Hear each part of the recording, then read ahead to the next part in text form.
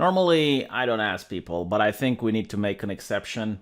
When you refer to what Blizzard did and they call it frat boy culture, I think it's more accurate to call it male feminist culture. Because there is a huge overlap between people who are accused of harassing women and male feminists. There's lists going around that you have to scroll down in order to get through all of the names. And the interesting thing is that I only know of male feminists that are prominent, that are popular. Like, I know about people who work in the video gaming industry, I know people who are journalists, I know actors, I know influencers, and there is a huge overlap between male feminists and people are getting accused of harassment. I'm not saying all of them. I'm just saying if you take one paper and you take the other and you put them one over each, you will see a lot of similarities. So frat boy culture is not even that accurate because I don't know the idea of frat boy that they're referring to. Because if they're referring to like the classical frat boys that, just like going to party and they're having fun, yeah, I don't know about that being tied to sexual harassment, but I think like the current version of frat boys in liberal colleges, where it's all about being politically correct and making sure you don't make the offensive joke and all of that, yeah, there is an overlap there. Even South Park made jokes about it. So that's the first thing that I want people to take. The second one is the very amusing Bill Cosby, as if it's a bad thing, considering that the man just had his trial overturned. And I can taste the irony of it, considering that apparently he wasn't guilty. So he did got a lot of punishment, and he had his life ruined over a not guilty thing, right? So that's interesting. Well, I don't know if it's not guilty or not proven beyond any shadow of a doubt, but I guess who cares about law anyway, right? Like when you get social justice, what do you need real justice for? Now, I do want to say that I do enjoy what's happening to Blizzard. I 100% agree that everything that's coming to them should come to them. No, in fact, I'm wrong. I think they should get even more. Even more. Like, my favorite part is that even video game journalists are getting into trouble now. Like the previous writer from Kotaku, which I believe is now working for Forbes, Stephen Totilo. People are saying, well, you knew what happened in God Blizzard. And he's like, oh no, Gamergaters are attacking me. You see, I heard rumors, but I never knew. And because I never knew, I couldn't write an article. And it's like, hold on a little bit. Aren't you the type of person that says believe all women? All, every single one, all, right? So why is it that he didn't publish an article when he heard the rumor? Why didn't he publish it then? Like, he should have believed all women and he should have published it, regardless if it's a rumor or not. No, he needs to be held everyone needs to be held I love holding people accountable. Isn't that right? Diversity, inclusion, equity, and what else?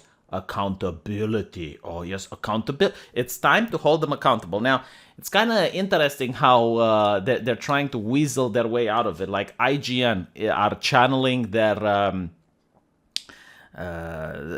World Economic Forum, Klaus Schwab inner energy. It's like, women got harassed at Blizzard, and they're like, we would love to take this opportunity of women getting harassed so that we can further push our grifting, so that we can take our agenda. It's almost like the woman getting harassed and the IGN crew is like, what a great opportunity this is. Huh?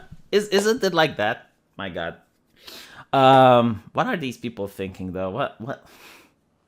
So the thing that they're accused to me, it's absolutely hilarious, right? So apparently, like, they were in this room with Bill Cosby, which obviously is a joke, but feminists believe, well, not feminists, like wokeists believe that if you joke about something, you actually want to do it. So if you joke about, I don't know, taking down the 1%, they literally think that you should be locked up because you're going to go on the street and riot. You're going to break into Wall Street. Right? If you talk about how much you like cars, and wouldn't it be nice to like have a Ferrari, you're a potential thief because you might go and break into a Ferrari and steal it. That's how they're thinking, right? Not to mention, like, when you forbid people from doing something, like in Iran, for example, people are forbidden to dance. They're more likely to dance when no one is watching. Like, there are actual underground black market type of clubs in Iran where people go there just to dance. Why? Because they're not allowed to. So if you're not allowing people to joke about this type of thing, then of course they're going to do it. I, for one, don't mind the fact that they're joking. Okay, now if they actually sexually harassed a woman, that's illegal and they should be punished for it. But if they were just joking, I don't give a crap. What I am upset is that these are the same people lecturing me about how to be a better person. And this is a little bit upsetting. That does upset me a little bit. These are the people censoring your video games. These are the people censoring your speech and lecturing you on Twitter. These are the people, right? So this to me is upsetting. Not to mention, like, think about their business model, right? Let's say you go into their game and you type something sexist. What ends up happening? Well, you get banned from the game. Okay, can you go back? Yes, by repurchasing the game. So just to tell you how dumb this shit is, imagine if you're at a restaurant and there is a microphone under the table. And because you said a joke, they will kick you out from the restaurant without allowing you to finish your dinner. Now, if you want, you can go back into the restaurant and order a new dinner. What type of business model would that be? Or imagine if, I don't know, you go to a cinema and you make a joke to the lady next to you. So now, because of the microphone that's under the chair, they will kick you out from the cinema. But you can return if you purchase a new ticket. Isn't that a great business model? Oh, what a great opportunity. Ho, ho, ho. No one calls them out, though, right? Like, it's very interesting how people who get banned from video games can just come back if they repay the video game. Huh? They don't get banned for life. Did you notice that? That's very interesting. So apparently, like, the jokes they were making, oh, look, they were buying alcohol. And, oh, look, they were saying, I'm gathering hot chicks for the cause. Bring them. Greg, you on the way? You can't marry all of them, Alex. Yes, I can. I'm Middle Eastern. So here's the interesting part. Like, that joke is evil. Isn't the left, by the way, like the same people from IGN and all these publications and Kotaku going like sex work is real work? So sex work is real work unless you get your company guys and you invite prostitutes, like, because it's a hotel, right? Like, this is not a shady motel or something like that. No. They're talking about a hotel room, you know, when there's cameras and there's staff, and it's very. I mean, it's not the place where I would envision a crime taking place. But no, it's like, oh my God, they got a picture of Bill Cosby. Oh, and it's kind of funny because I bet you guys at the AGN probably do it as well. You know?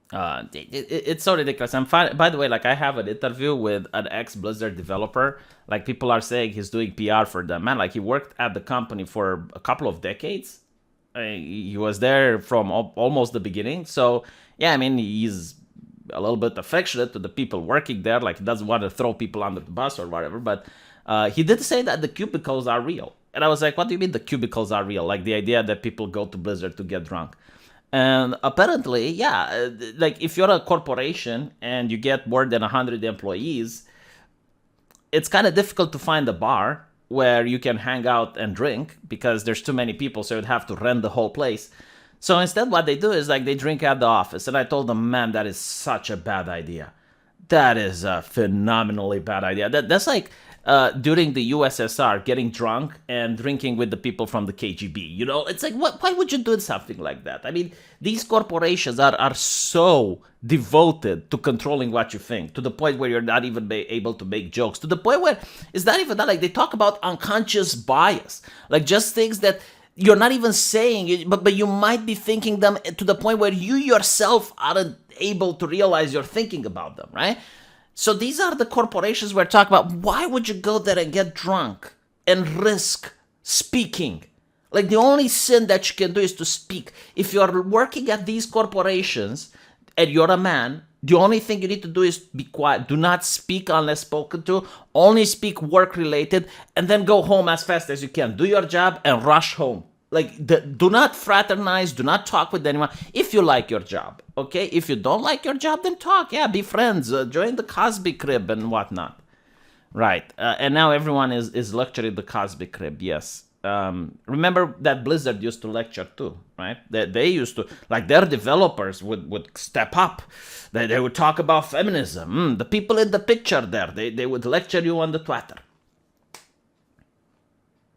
Yeah, I'm starting to think that the more a person likes to lecture, the more likely they are the things they're warning you about. You know, it's like it used to be back in the day where you had the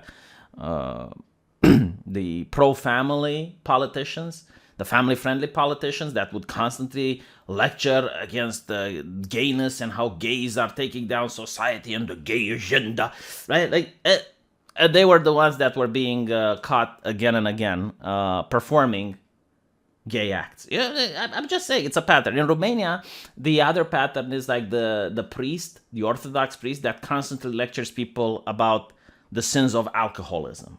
And usually he is also the village drunk. You know, not all priests do it, but the ones that do, there is an overlap, is what I'm saying. So, yeah, I mean, very interesting. Couldn't happen to a nicer company, couldn't happen to nicer people, but the only thing that I want you to know is that this is male feminist culture. This is how you need to coin it, and this is how you need to say it on the internet, because it is words are powerful, right? So if words are powerful, we need to use them. We need to use them and point it out. Like, point it out. What do you mean male feminist culture? And then just show them a couple of names, right? So let me know what you guys think, and I'll see you in the next video.